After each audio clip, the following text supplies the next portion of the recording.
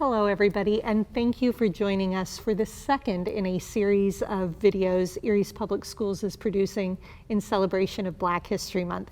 If you missed our first video, we spent a lot of time speaking with Mr. Johnny Johnson talking about the history of Erie's Public Schools and the role of trailblazing Black educators in building our district into what it is today. Today, we want to focus on the present. And to do that, we're going to speak with Ken Nixon Jr., our coordinator of diversity, equity, and inclusion, who's going to talk a little bit about our efforts in that arena today. Thank you for joining us, Mr. Nixon. Thank you.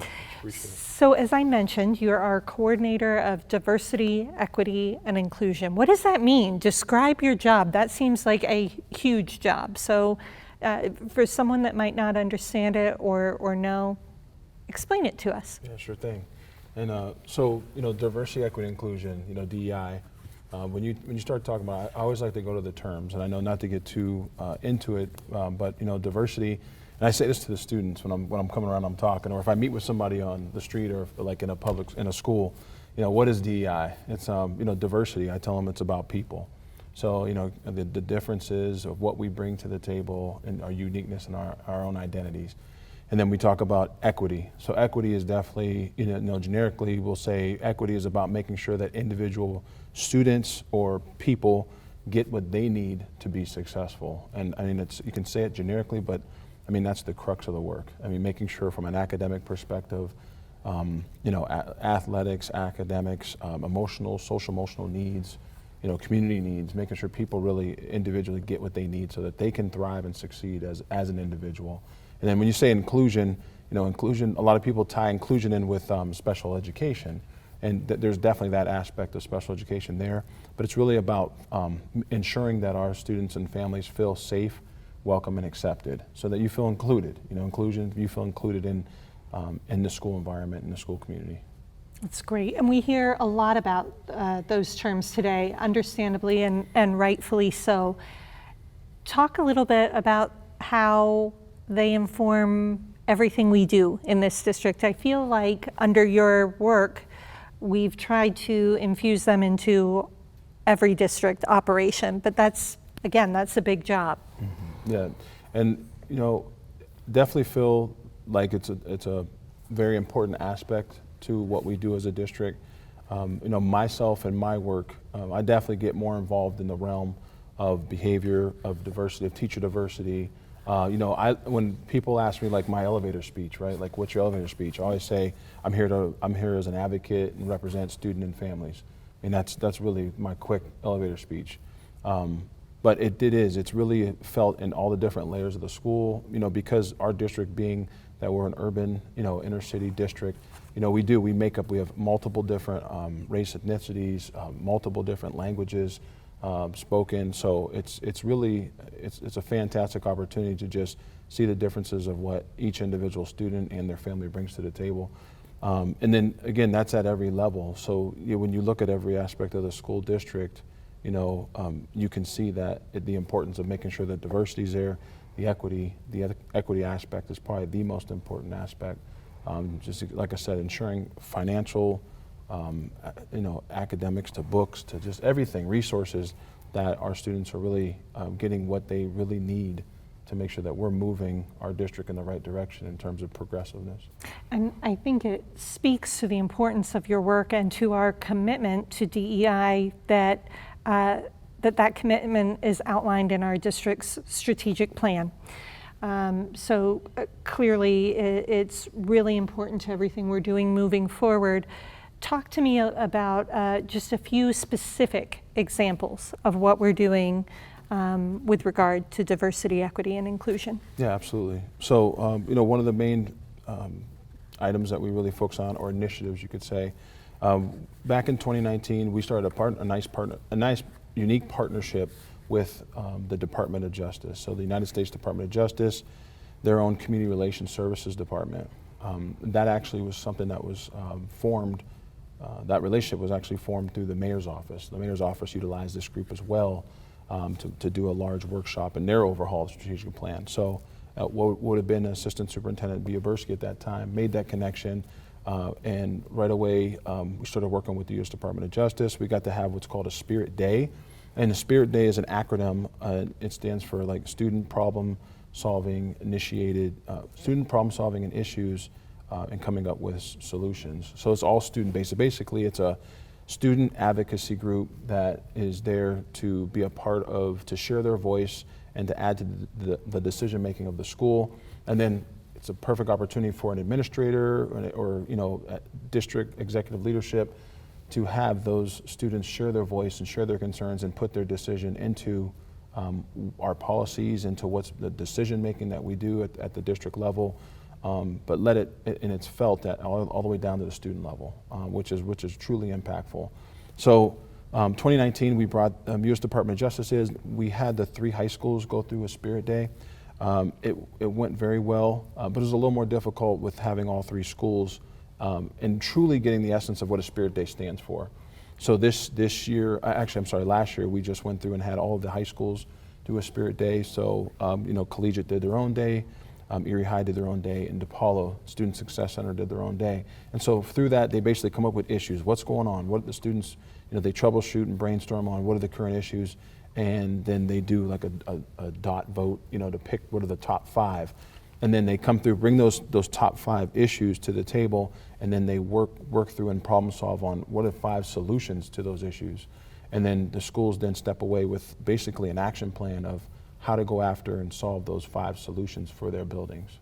So that's what they're currently doing this year. So not only is this kind of a student-led effort, but there's through the structure of the Spirit Day, it helps ensure that some of the voices that are included are those voices that might otherwise be marginalized or not heard, which is helpful in terms of really getting all sorts of different perspectives about what issues are facing this student body as a whole. Yeah, it's exactly to your point. So what they do is basically the students get to sign up.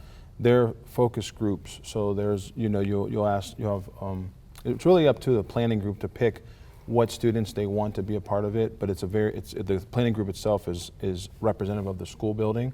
Okay. So typically you'll have, a black group, a white group, an Hispanic group, a New American group, an LGBTQIA group, but it can be broken down at different levels for whatever the school needs. So maybe you might need honor student group, an athletic group, those types. It just really depends on what the makeup is. But yeah, you're getting the essence of the true conversation. There's about 12 students from each one of those groups. So you're talking 60, 70 plus kids that are involved. They stick together in their own heterogeneous groups, and they break out, or they stick together in their homogeneous groups. They break out into their heterogeneous groups. So you get that good mixed, combined problem solving and discussion. And what's really nice about it, I did mention the mayor's office once before, because the mayor does provide their SPCP council, which is their strengthening police and community partnership. So they bring those folks in, and those folks are actually facilitators. So it's really nice. To the Spirit Day?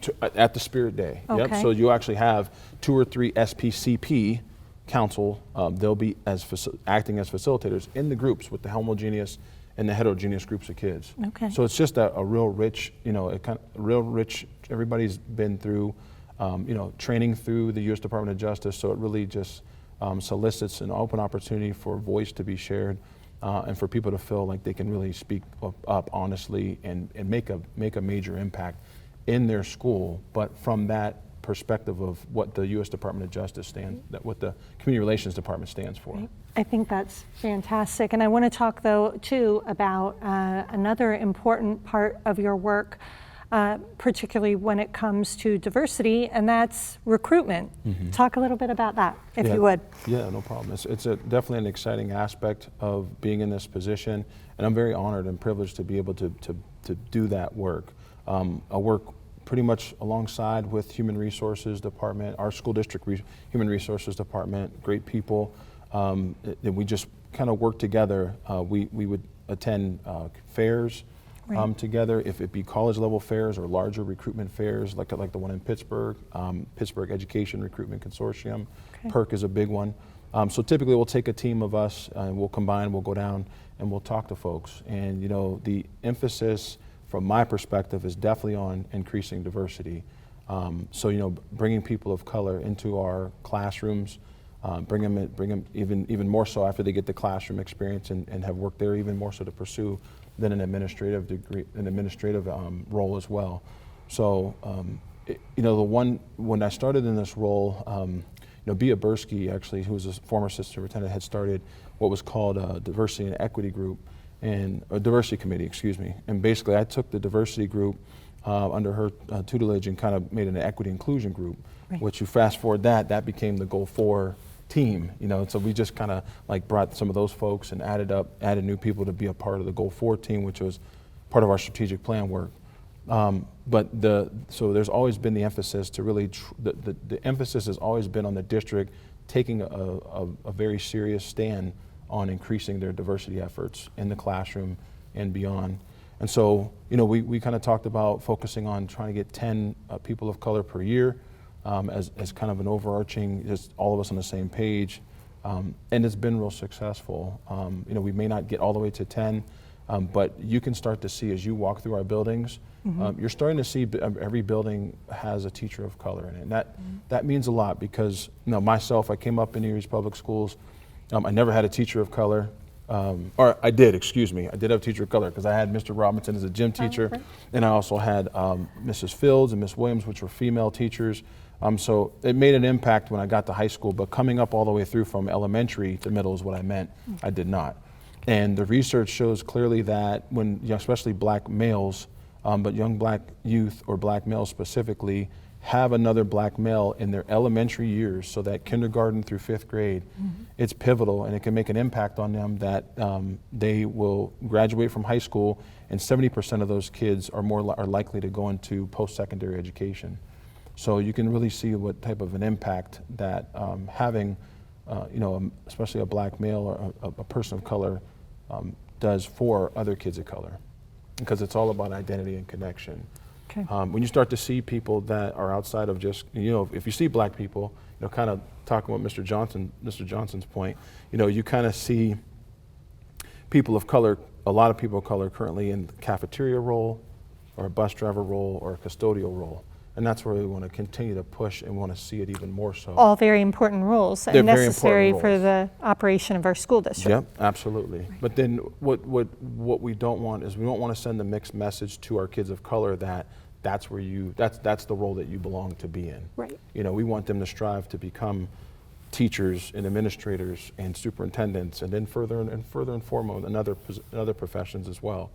But that connectivity is everything, and seeing is believing. Like seeing those people in front of you makes a major difference, and that's why it's important to not just. And it's really important for black students to see black males and teachers. It definitely is. There's no not dismissing that, but even more so, we have a large Arab American population.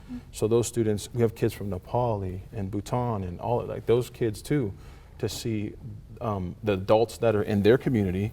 Also in their school district. I think that's also another major impact for diversity.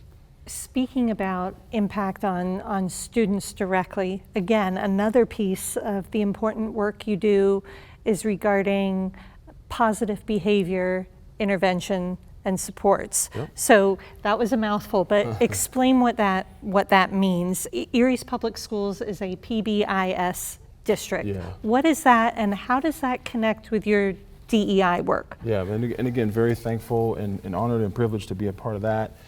So yeah, positive behavior interventions and supports, PBIS. And if you want further information, you can look at pbis.org. But PBIS itself stands for a framework. So it's a very robust. It's a framework that can be applied at a district level that trickles all the way into the school buildings. It impacts the staff to be focused on teaching specific positive teaching expectations to the students, and then as the students meet those expectations, then they're reinforced with acknowledgments, so positive acknowledgments. And what's really nice about that, you got staff and you got students. So you're really, the overall arching goal, or what it's really doing, is it's shifting the mindset. It's shifting the mindset of the adult in their interaction with the student to be more positive, to create an overall more positive culture and climate in the school building.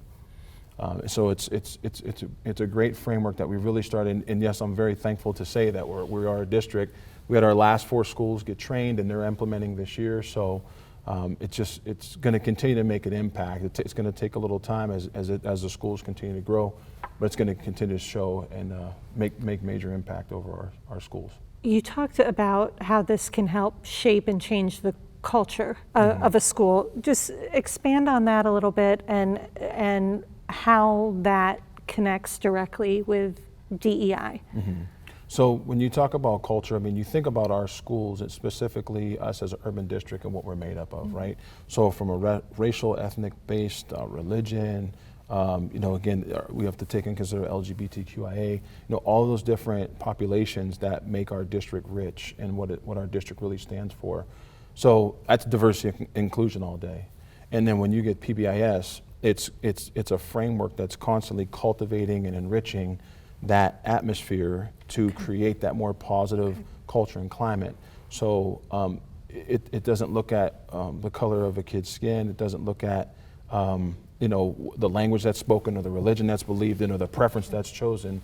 It's mostly about making the connection from a positive aspect to teach that specific expectation, to build a framework of be respectful, be ready, be resilient. Those are the kind of the standard pillars that most of the schools build from. We call them the 3 Bs. Right. And so you basically frame out your matrix around your classroom, your library, your hallway, your cafeteria. And so again, you're teaching those expectations, and the kids are given a chance to learn them through a lesson. And then it's just common language, common expectations, and common practices that every teacher's speaking it, the administrator's speaking it, the students are hearing it, the students are doing it. So that's how you really build that cohesive culture and connection. And then you also hit the targets of diversity, equity, and inclusion. And a lot of the work that I started to do in my first few years around Goal 4, we were really focused in on behavior and discipline, right, and changing the game that way, especially for our Black and brown males and females. And so that had everything to do with helping push and build and change and shift that and cultivate that culture, that change and that mindset shift. So when you talk about diversity, equity, inclusion, I see PBS as a direct connection to that.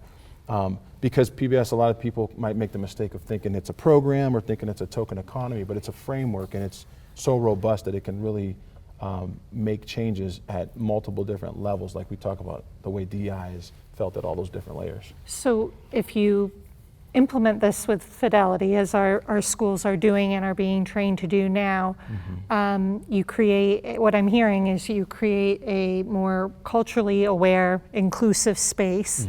And in doing that, the end result can have very real effects in, for example, decreasing the disproportionality of discipline among certain groups of students, for example. Yeah, okay. Yeah, no, that's spot on. I mean, I know you're, but there's a researcher named Sarah McDaniel. She spoke at our Implementers Forum, and she shared with us that, a quote right from her was, if you get your Tier 1, which is PBS, so Tier 1 and your Tier 2, so that's the level that a school will function at. If you get your Tier 1 and Tier 2 to fidelity, it can decrease disproportionality.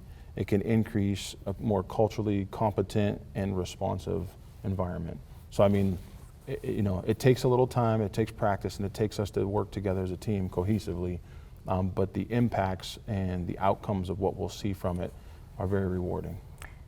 So before you became our coordinator of diversity, equity, and inclusion, I know you were a teacher and then an administrator. So in all of those, using all of those lenses, when you look back, what's your impression? What do you think of the progress that has been made thus far with respect to DEI and the work that still needs to be done? Yeah, I mean, I'm enthralled at the ability to be a part of this work. I mean, to really meeting folks from our history. I know Mr. Johnson mentioned certain folks, Johnny Harris and others, and some of the folks that I talk to currently that are seasoned veterans that have been in the trenches or been in the school district. And being a student coming up here, I graduated from Central High School in '96.